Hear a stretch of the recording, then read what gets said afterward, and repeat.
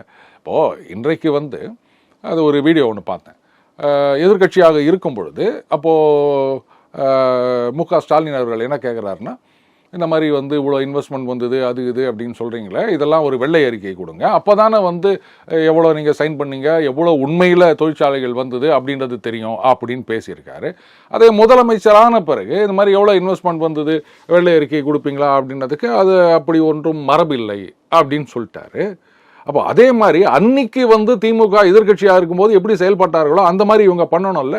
இப்போ அந்த சேலம் சென்னை 8 வழி பாதைக்கு எவ்வளவு போராட்டங்கள் நடந்தது, மது ஒழிப்பு அப்படின்னு எவ்வளோ போராட்டம் பண்ணாங்க திமுகவில். இவங்க என்ன பண்ணாங்கன்னே தெரியலையே. பண்ண வேண்டிய இடத்துலலாம் என்ன பண்ணுறாங்கன்னு கூட தெரியல.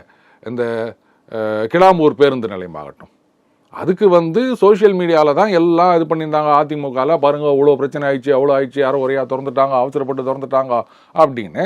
எடப்பாடியார் என்ன பண்ணார், சிறு சிறு பிரச்சனைகள் இவர் கண்ணுக்கு சிறு சிறு பிரச்சனையாக தெரியுது போல இருக்கு. பரந்தூர் விஷயத்தில் அதிமுகவுடைய நிலைப்பாடு என்ன இன்னி வரைக்கும் யாருக்கா தெரியுமா? நேத்திக்கு கட்சி ஆரம்பித்த தாவேகா விஜய் கூட அவருடைய நிலைப்பாடு என்ன அப்படின்னு சொல்லிட்டாரு. நாங்கள் ஆட்சிக்கு வந்தால் அதை மாற்றிட்டு வேற இடத்துல கொண்டு போவோம் அப்படின்னு சொல்லிட்டாரு.